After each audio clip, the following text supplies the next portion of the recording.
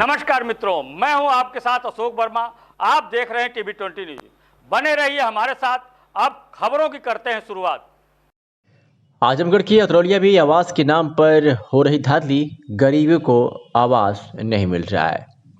बता दें कि अतरौलिया थाना क्षेत्र के चिश्तीपुर ग्राम सभा में पीड़ित झिनका देवी पत्नी गणपत को आवास नहीं मिला, लेकिन आवास के नाम पर गरीब से पैसे वसूल गए।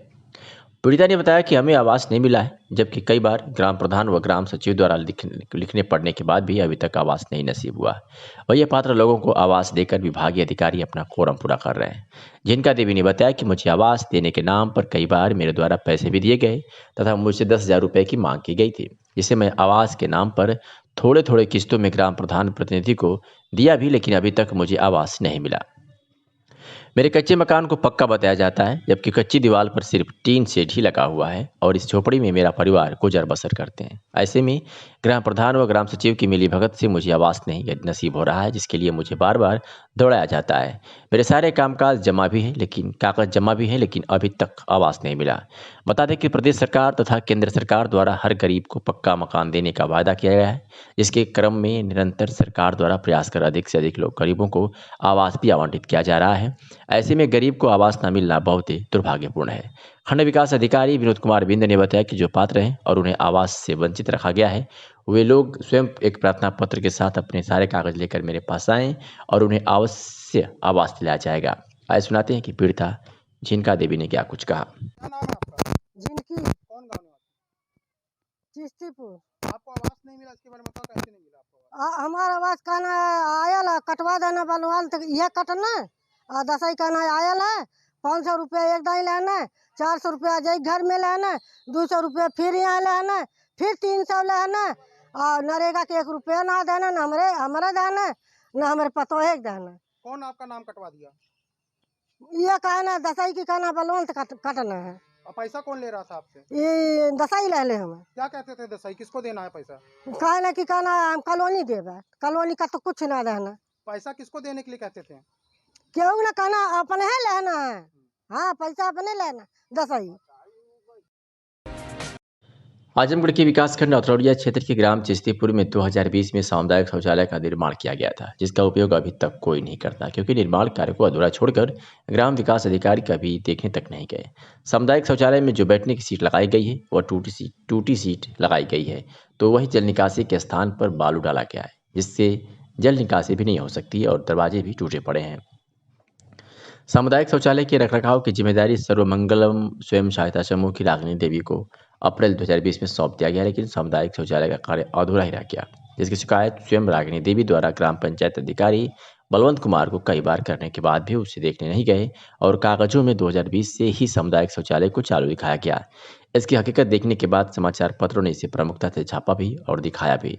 सर्वमंगलम सहायता समूह की महिला रागिनी देवी ने कहा कि ग्राम विकास अधिकारी ने रात को फोन पर धमकी देने लगे और भला बुरा कहते हुए देख लेने की धमकी दी और बोलने लगे कि हम आपको आपके समूह से हटवा देंगे और शौचालय की जिम्मेदारी से भी हटा देंगे, जिसके विरोध में सर्वमंगलम स्वयं सहायता समूह की महिलाओं ने विरोध प्रदर्शन जताते हुए लापरवाह ग्राम विकास अधिकारी को हटाने की मांग की। इस संदर्भ में खंड विकास अधिकारी विनोद कुमार बिंद ने बताया कि शौचालय यदि अपूर्ण है और भुगतान करा लिया गया है तो यह गलत हुआ है। सच्चाई बताने वाली महिला को यदि ग्राम विकास अधिकारी द्वारा 9 बजे रात को फोन पर धमकाया गया है तो ग्राम विकास अधिकारी के खिलाफ कार्रवाई की जाएगी।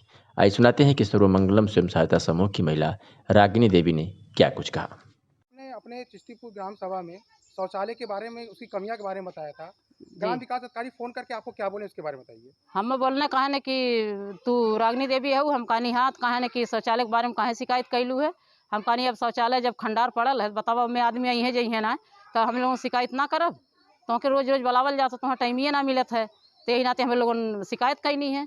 तो कहा था कि अरे तू बुलौलू है जौन है पत्रकार लोगन के, हम कहानी नहीं हम ना बुलौनी है। तो कहा था कि अब करा नौकरी, अब उठा के दे देते दूसरे समूह में, अब कराई नौकरी। क्या आपको नौकरी से निकालने की धमकी दे रहे हैं? हाँ, हमको हम धमकी देते हैं निकाले पूरे के। समूह को निकालने की धमकी दे रहे हैं? केवल हाँ, आपको नहीं दे रहे हैं? पूरे समूह के। पूरे समूह को निकालने की धमकी दे हाँ। रहे हैं। और क्या कह रहे हैं? और कुछ सेक्रेटरी साहब के नहीं आपको कुछ कह रहे हैं?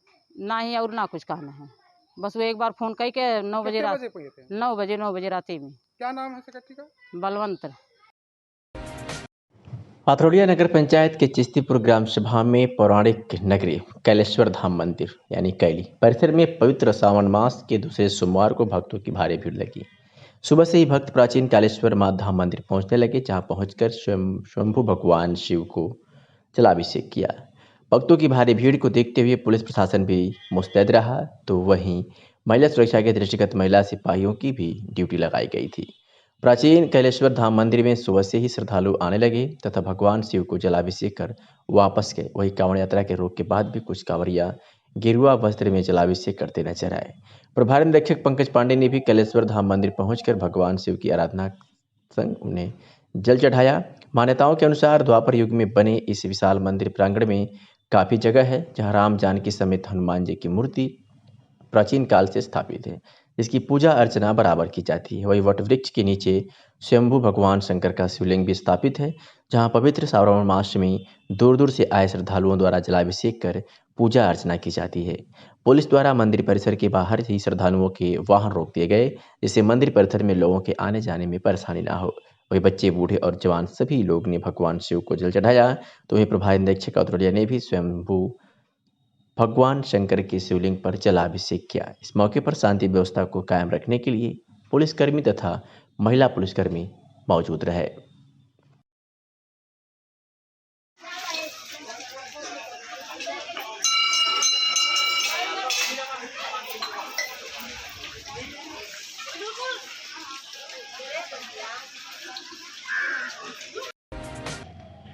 जिला कांग्रेस कमेटी के अध्यक्ष प्रवीण कुमार सिंह के नेतृत्व में कांग्रेसियों ने किसानों की गन्ना के मूल्य बकाये के भुगतान की मांग को लेकर जुलूस निकाला और धरना प्रदर्शन किया।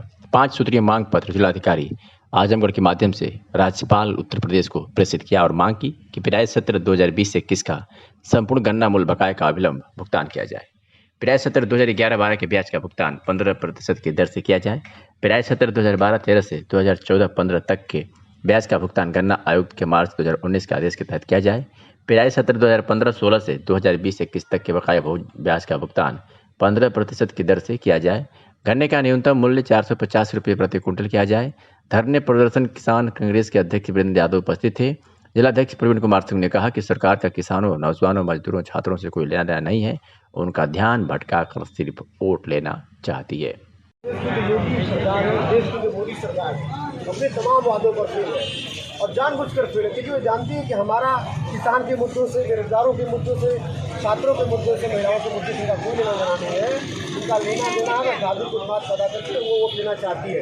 इसका प्रमाण आजमगढ़ जनपद में 70 करोड़ रुपया किसानों का बकाया है। उन्होंने वादा किया था कि गन्ना देने के 14 दिन के अंदर किसानों के गन्ने के मूल्य का भुगतान हो जाएगा, लेकिन आज 6 महीने हो गए, अभी तक गन्ने का भुगतान नहीं हुआ। आज जिला कांग्रेस किसान कांग्रेस के अध्यक्ष भाई वीरेंद्र यादव जी ने अपना एक सर्वे कराया है कि 70 करोड़ आजमगढ़ का लोगों का बकाया है। हम जिला कांग्रेस कमेटी के लोग सरकार से मांग करते हैं आजमगढ़ के लोगों का 70 करोड़ रुपये का बकाया तत्काल भुगतान किया जाए, क्योंकि ऐसे तमाम किसानों ने बताया कि हमारा बेटा इलाहाबाद पढ़ता है, मैं 5,000 रुपये महीने देता हूँ, मेरा 1 लाख रुपये बाकी है। अगर वो 1 लाख रुपये उसका भुगतान समय से हो गया होता तो कम से कम 1 साल का वो 60,000 कम से कम 72,000 रुपये वो अपने लड़के को भेज सकता था। योगी सरकार न किसानों के साथ खड़ी है, न छात्रों के साथ खड़ी है, न बेरोजगारों के साथ खड़ी है। अगर किसानों का भुगतान करेगी, मैं समझता हूँ कि अपने परिवार का भरण पोषण भी करेगा, अपने बच्चे को पढ़ा भी लेगा, अपने स्वास्थ्य को ध्यान रखने का मिलेगा। क्योंकि जिला को समझते हुए आज कांग्रेस की आवाज़ उठाई है और आपके माध्यम से हम मांग करते हैं सरकार किसानों का बकाया भुगतान करने को पूरा किया जाए। आजमगढ़ जनपद की निजामाबाद तहसील क्षेत्र के जमीन बारी गांव में चुनावी रंजिश के कारण ग्राम प्रधान खेत में कच्चा नाला खुदवाना चाहते हैं, ऐसा पीड़ित शाहिद ने आरोप लगाया है। पीड़ित शाहिद अहमद का अपनी जमीन पर स्टे ऑर्डर गांव के व्यक्ति से मुकदमा चल रहा। प्रधान जबरन उक्त जमीन में नाला बनवाना चाहते हैं। 2 बार तहसील प्रशासन द्वारा नापी हुई है, नाला बगल से निकल रहा है, लेकिन चुनावी रंजिश के कारण प्रधान शाहिद के खेत में से बनवाने के लिए गलत तरीके से नापी करना चाहते हैं। क्या कुछ कहा पीड़ित ने, सुनवाते हैं। का नाम है? मोहम्मद शाहिद। कौन का है? जमीन बारी का मामला है? मामला हमारा कोर्ट में चल रहा है। ये स्टे है हमारे खेत के ऊपर। ये हमारे खेत में प्रधान है, वो विपक्ष मतलब प्रधान हमारे खेत में बाहर खनवाना चाह रहे हैं। क्यों खनवाना चाह रहे हैं? वो हम उनको वोट नहीं दिए थे, इसकी वजह से वो खनवाना चाहते हैं। अच्छा, आपका विरोधी है इसी नाते? जी हमारे विरोधी है। तो आपने इसके लिए कोर्ट में गए हैं तो आपको स्टे मिला हुआ है? फिर भी हाँ स्टे हमको मिल गया, ये पेपर हमारे पास है। अच्छा, उसके बाद भी खनवा रहे हैं? जी वही नपवा के खनवाना चाहते हैं, 2 बार नपवा चुके हैं और ये तीसरी बार फिर नपवाने जा रहे हैं, नपवा के ये खनवाना चाहते हैं। जबकि बाहा आपके खेत में नहीं नहीं है? हमारे खेत में बहा नहीं है। वो जबरन आप में करना चाहिए? जी जी हमारे खेत में करना चाहते हैं जबरियन। अच्छा, वो चुनावी राजनीति की वजह से? जी जी चुनावी राजनीति वो है। चलिए ठीक ठीक भैया। बड़ौदा पुलिस ने एक ऐसे शख्स को गिरफ्तार किया है जो सोशल मीडिया पर तमंचे के साथ अपना फोटो वायरल किया था। बता दें कि राज बहादुर यादव उप निरीक्षक और पूरे पुलिस कांस्टेबल के साथ थाना स्थानीय से रवाना होकर देखभाल क्षेत्र तलाश वांछित अभियुक्त वारंटी चेकिंग संदिग्ध व्यक्ति वाहन करते हुए बक्सपुर चौराहे पर मौजूद थे कि मुखबिर की खास सूचना प्राप्त हुई कि एक व्यक्ति जिसका कुछ दिन पहले अवैध तमंचे के साथ फोटो वायरल हुआ है, इसको काफ़ी लोगों ने देखा है, वही व्यक्ति नाजायज तमंचे के साथ ग्राम बिकापुर की तरफ से बक्सपुर की ओर आने वाला है। पुलिस ने मुखबिर की सूचना पर अभियुक्त को मौके से गिरफ्तार कर दिया। बता दें कि पुलिस अधीक्षक के निर्देश पर थाना बड़ौदा पुलिस को एक बड़ी कामयाबी हाथ लगी है। अभियुक्त के पास से अवैध तमंचा व कारतूस भी बरामद हुआ है। आजमगढ़ में पुलिस उत्पीड़न का एक अजीबोगरीब मामला सामने है, जिसमें आरोप है कि पुलिस चौकी इंचार्ज व सिपाहियों ने एक्स आर्मी मैन व वर्तमान में बैंक कैशियर से पैसे वसूलने के चक्कर में मारपीट की और हालत गंभीर होने पर हॉस्पिटल में भर्ती कराया। बाद में आजमगढ़ हॉस्पिटल से हालत गंभीर होने पर पीड़ित को हायर सेंटर रेफर किया गया है। वर्तमान में वाराणसी में निजी ट्रामा सेंटर में इलाज चल रहा है। घटना को लेकर डीआईजी से शिकायत पर उन्होंने एसपी रूरल से जांच करने का निर्देश दिया। इस पर भारी संख्या में ग्रामीण समेत पीड़ित परिवार एसपी ऑफिस पहुंच गए। पीड़ित परिजनों के अनुसार धन वसूलने के चक्कर में उनके दूसरे घर में तमंचा बरामद होने का आरोप लगा पुलिसकर्मियों ने मारपीट की है। मामला आजमगढ़ के मुबारकपुर थाना क्षेत्र के बनकट पुलिस चौकी अंतर्गत लाडो बलिया गांव का है। पीड़ित अमित चौहान के अनुसार उनके पिता Ram Prasad Chauhan retire army man हैं और वर्तमान में चुना हुआ यूनियन में बैंक में कैशियर के पद पर तैनात हैं। 24 जुलाई की रात 8 बजे पुलिस चौकी प्रभारी व 4 सिपाही उनके घर आए और 400 मीटर दूर स्थित दूसरे घर पर तमंचा बरामद होने का आरोप लगा चलने को कहा, लेकिन जब परिजनों ने मना किया तो जबरन उनको अपने साथ ले गए। थाने पर ले जाकर सादे कागज पर अंगूठा लगवाया, मारपीट की गई। जब हालत गंभीर हुई तो खुद उन्हें लेकर आजमगढ़ प्राइवेट अस्पताल आए, लेकिन जब अस्पताल में भर्ती से मना किया गया तो दूसरे प्राइवेट अस्पताल में भर्ती कराया, जहां से प्राथमिक उपचार के बाद उन्हें रेफर कर दिया गया। पुलिस परिजनों को 5000 रुपये जबरन देकर डिस्चार्ज पेपर पर दस्तखत करने को कहा, लेकिन जब परिजन मना किए तो उनको डराया धमकाया गया। बाद में परिजन वाराणसी में एक निजी अस्पताल में भर्ती कराया, जहां अभी भी पीड़ित जीवन मौत के बीच संघर्ष कर रहा है। पीड़ित अमित चौहान जो पीड़ित के पुत्र हैं, क्या कुछ कहा सुनवाते हैं। चौहान है, मेरा नाम अमित चौहान है। कहाँ ग्राम लाड़ो, पोस्ट बनकर, डिस्ट्रिक्ट आजमगढ़। क्या हुआ था? सर मेरे घर पे 4 पुलिस वाले और एक चौकी इंचार्ज बनकर आए थे और मेरे पिताजी से पूछे कि आपका क्या नाम है, तो मेरे पिताजी ने बताया तो वो तुरंत कह रहे हैं कि आप मेरे गाड़ी पे बैठिए। तो वो कहें कि सर क्या बात है, आप बताएंगे तभी तो हम आपके गाड़ी पे बैठेंगे। तो वो कुछ बताए नहीं, फिर ज़बरदस्ती करने लगे कि नहीं आप बैठिए मेरे गाड़ी पे। तो मेरे पिताजी ने कहा कि जब तक आप बताएंगे नहीं मैं बैठूंगा नहीं। तो वो कहें कि आप चलिए, आप अपने दूसरे घर चलिए, जो जहाँ पूरी परिवार रहती है उस घर से 400 मीटर दूर 2 रूम है मेरा, वहाँ वो कह रहे हैं कि आप वहाँ चलिए। वहाँ जाने के बाद वो लेके गए और गांव के लोग भी इकट्ठा थे और पीछे गए। जाने के बाद वो लोग सब गाली गलौज देने लगे कि सब गांव वालों को भगा रहे थे कि यहाँ से भागो, भोसड़ी वाले गाली दे रहे थे। और फिर वहाँ गए तो 2 रूम है वहाँ, एक रूम में ताला बंद था, तो उसमें कहें कि ये ताला खोलो। तो हम लोग कहें कि सर 5 मिनट का समय दीजिए, हम ताला खोलते हैं। तो कहें नहीं आप तुरंत ताला खोलो नहीं तो मैं दरवाज़ा तोड़ दूँगा। तो मेरे पिताजी ने उसको ईंट से ताला तोड़े और ये दरोगा जी और एक अन्य सिविल ड्रेस में थे कांस्टेबल, वो गए अंदर और तुरंत बाहर निकले और ज़बरदस्ती मेरे पिताजी को कॉलर पकड़ के मारते हुए गाड़ी बैठाएं और तुरंत पुलिस चौकी लेके चले गए। क्या करते हैं? और वो कह रहे हैं कि पिस्टल रखते हो। अब इतना भीड़ थी गांव वालों का और सर हम लोग पूछे कि अरे दिखाइए सर पिस्टल कहाँ है, तो गाली वाली देने लगे, मारने लगे, भगाने लगे सबको। और वो ज़बरदस्ती बैठाएं और तुरंत लेके चले गए पुलिस चौकी। और पुलिस चौकी जाने के बाद हम लोग भी पीछे हमारे परिवार के लोग गए, तो वहाँ से तुरंत वो अपने प्राइवेट गाड़ी से, जिसका नंबर सर UP 65 DK 23 और इतना याद नहीं है, प्राइवेट गाड़ी से वो लेके थाने पे चले गए। थाने पे जाने के बाद वो ज़बरदस्ती मेरे पिताजी को फर्जी मुकदमे में फंसाना चाहते थे और ज़बरदस्ती उनसे एक पेपर पे साइन करवा रहे थे। क्या करते थे आपके पिताजी? मेरे पिताजी रिटायर्ड आर्मी पर्सन है और इस समय यूनियन बैंक में SWO पद पे हैं, सिंगल विंडो ऑपरेटर पद पे हैं। तो इसको लेकर आप लोगों ने किसी को ज्ञापन दिया? मैंने ये पूरी घटना DIG साहब को अवगत कराया है, जिसके मामले में सर मेरा बयान हुआ है, आश्वासन दिए हैं DIG साहब के जांच आपको न्याय मिलेगा। अब मैं न्याय ही चाहता हूँ। क्यों आपके पिताजी फर्जी मुकदमे में फंसाया जा रहा है, क्या मामला है? सर कोई रंजिश नहीं थी सर। इसमें अब दरोगा जी जानते हैं और वो थाने में ले गए, उनको इतना मारे हैं कि मेरे पिताजी इस समय वो बेहोशी हालत में सर लाइफ लाइन आए थे लेके पुलिस वाले, और उनको लाइफ लाइन में डॉक्टर नहीं मिला, फिर वो लोटस हॉस्पिटल ले गए पुलिस वाले। लोटस हॉस्पिटल में प्राथमिक उपचार हुआ उनका और वहाँ से वो हायर सेंटर के लिए रेफ़र कर दिए। तो बनारस वो चौकी इंचार्ज और 2 सिपाही भी उनको लेकर साथ बनारस दबाव बना रहे हैं, मतलब जो है मतलब मुकदमा ना हो। हाँ, तो वो सर वहाँ भर्ती करने के बाद दबाव बनाने लगे हैं हमसे, हमारे परिवार वालों से कि देखो केस मत करना, जितना खर्चा आएगा अस्पताल का हम दे देंगे। अब फिर उसके बाद मैंने कहा हम लोग नहीं लेंगे, हम लोग DIG साहब को ये घटना अवगत कराएंगे।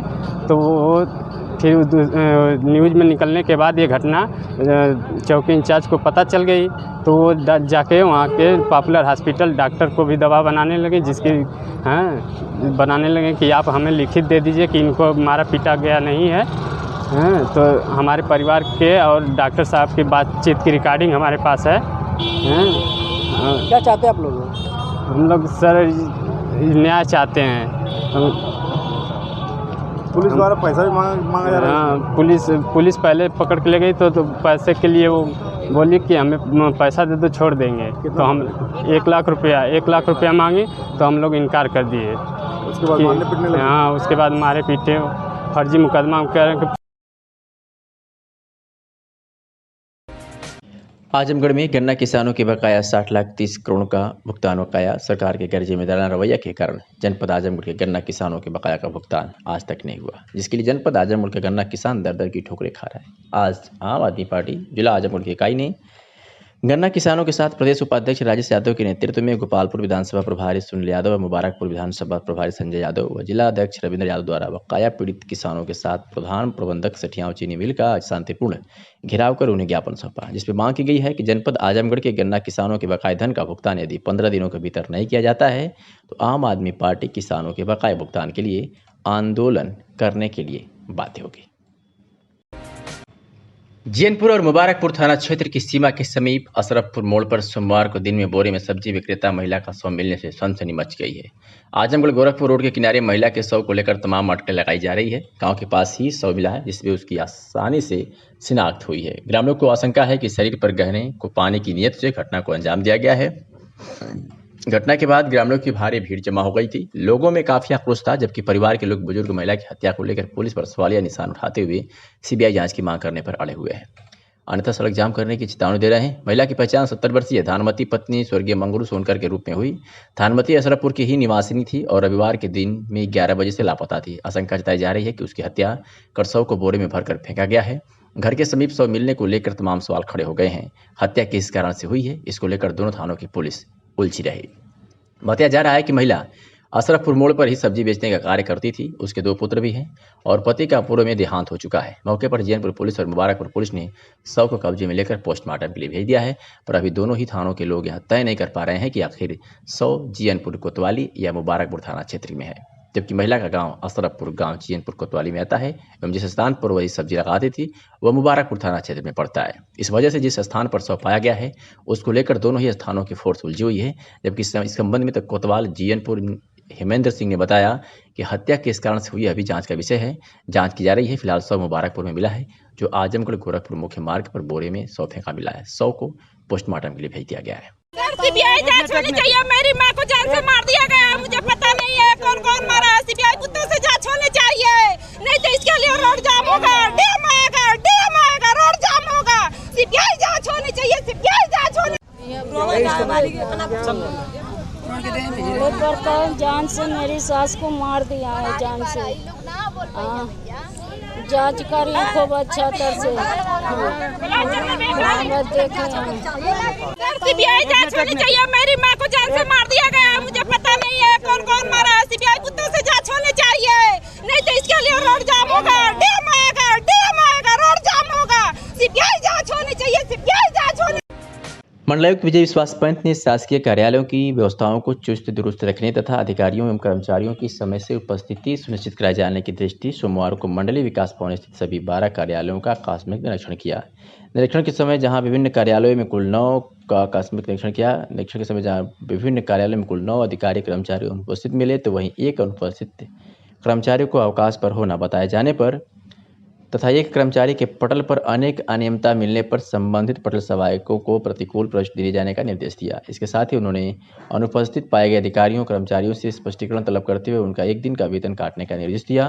मंडलायुक्त श्री पंत द्वारा किए गए आकस्मिक निरीक्षण के दौरान जिला कमांडेंट होमगार्ड्स कार्यालय में 2 ब्लॉक ऑर्गेनाइजर सुमन राहुल व अखंड प्रताप सिंह और 2 रनर रणधीर सिंह एवं अवधेश अनुपस्थित पाए गए। इसी प्रकार उप निदेशक अर्थ एवं संख्या कार्यालय में उप निदेशक अर्थ एवं संख्या तौकीर हुसैन, अपर सांख्यिकी अधिकारी राजेंद्र जायसवाल व वाहन चालक जवाहर अनुपस्थित थे। वाहन चालक जो 19 जुलाई से अनुपस्थित चल रहे हैं के संबंध में कार्यालय के पटल सहायक संजय कुमार यादव द्वारा अवगत कराया गया कि वो चिकित्सा अवकाश पर हैं, परंतु निर्देशित किए जाने के बावजूद पटल सहायक द्वारा चिकित्सा अवकाश प्रार्थना पत्र प्रस्तुत नहीं कर सके। मंडलायुक्त श्री पंत ने इस स्थिति पर सख्त नाराजगी व्यक्त करते हुए इसे संबंधित पटल सहायक एवं अनुपस्थित वाहन चालक की आपसी साठगांठ मानते हुए उप निदेशक अर्थ एवं संख्या को निर्देशित किया कि पटल सहायक को उनके इस कृत्य के लिए प्रतिकूल प्रविष्टि देते हुए 10 अगस्त तक अवगत कराएं। आजमगढ़ जनपद के मेहनगर स्थानीय क्षेत्र में सावन के दूसरे सोमवार को हर हर महादेव के नारों और घंटा घड़ियाल के बीच हजारों भक्तों ने विभिन्न शिवालयों में भगवान शिव का जलाभिषेक किया। इस दौरान सभी आयु वर्ग के महिला पुरुषों ने भक्तों ने आस्था के प्रतीक भगवान शिव को श्रद्धा भाव से जल के साथ ही मांग, भांग, धतूर, बेलपत्र, अक्षत, रोड़ी आदि समर्पित किया और मन्नतें मांगी। गौरा गांव के मंडलेश्वर पतालपुरी महादेव मंदिर में जलाभिषेक के लिए उमड़ी आस्था के सैलाब और हर हर महादेव के नारों से क्षेत्र गुंजायमान होता रहा। श्रद्धालु शिव सरोवर में डुबकी लगा शिव सरोवर के जल के साथ पतालपुरी महादेव को जलाभिषेक किया। मेले में श्रद्धा और पुण्य प्राप्त के लिए गौरा गांव के युवा समाज सेवी राजेश सिंह, विवेक सिंह, ओमकार सिंह, सत्यप्रकाश सिंह, कमलेश सिंह ने श्रद्धालुओं के लिए लंगर के माध्यम से पूड़ी कचौड़ी से सभी को प्रसाद वितरित किया। भक्तों ने प्रसाद ग्रहण कर सभी के प्रति आभार जताया। सुरक्षा के लिए मेहनगर इंस्पेक्टर सुनील चंद तिवारी महिला पुरुष कांस्टेबल के साथ उपस्थित रहे। आजमगढ़ जनपद में पुलिस अधीक्षक के निर्देश पर अपराध व अपराधियों पर नियंत्रण हेतु चलाए जा रहे अभियान के तहत जनपद के विभिन्न थानों की पुलिस ने बड़ी कार्रवाई की है और बड़ी कामयाबी हासिल की है। अपनी कामयाबी में पुलिस ने 7 अभियुक्तों को आज गिरफ्तार किया है। क्रमवार आपको बता दें कि थाना गंभीरपुर पुलिस ने किशोरी को बेला फुसलाकर ले जाने वाले अभियुक्त को गिरफ्तार किया है, तो वही निजामाबाद पुलिस ने गैंगस्टर एक्ट में वांछित अभियुक्त को गिरफ्तार किया है। बात करें अगर वर्धा पुलिस की, तो वर्धा पुलिस ने सोशल मीडिया पर तमंचे के साथ अपना फोटो वायरल करने वाले अभियुक्त को गिरफ्तार किया है और उसके पास से अवैध तमंचा व कारतूस भी बरामद किया है। तो वहीं थाना महाराजगंज पुलिस ने आबकारी अधिनियम में एक को गिरफ्तार किया है। बात करें अगर जैनपुर पुलिस की, तो जैनपुर पुलिस ने भी दहेज हत्या के वांछित एक नफर अभियुक्त को गिरफ्तार किया है। तो ईरानी की सराय पुलिस ने गोवध अधिनियम में एक अभियुक्त को गिरफ्तार किया है। साथ ही अरोला पुलिस ने NDPS एक्ट में एक अभियुक्त को गिरफ्तार किया है।